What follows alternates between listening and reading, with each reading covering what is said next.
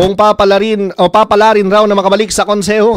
Ipagpapatuloy ni City Councilor Dandrev Abunite ang pagpapalakas ng barangay. Ito ay dahil sa nagsimula siya bilang isang barangay kagawad at punong barangay ay nakikita niya ang mga problema at kahinaan na kinaharap ng mga ito. Bilang isang miyembro umano ng sanggunian, kailangang maturuan ang paggawa ng mga resolusyon at ordinansa.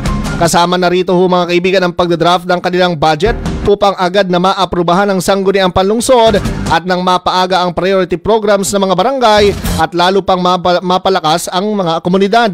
Sa agrikultura naman na siya ngayon ang chairman ng komitiba, mas lalo hong tutulungan at bibigyan ng pagpapahalaga ang agricultural sector.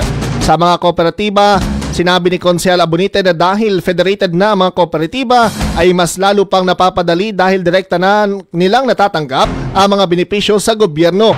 Idinagdag pa mga kaibigan ni Konsehal Abunite na kahit isang termino pa lamang siya ay marami na siyang nagawa para sa mga iriganyo. Siyempre, empower natin yung lahat ng mga barangay officials. Tutulungan natin. Hindi ko naman nilalahat, pero yung iba medyo kailangan pa talaga na turuan na papalakas ang barangay sa pamamagitan ng pagkakaroon ng mga seminars sa paggawa ng mga resolution at ordinansa. So alam naman natin na talagang yun ang kailangan. Yun ang mga trabaho ng mga sanggunian. So isa yun sa ating tutunan ng pansin.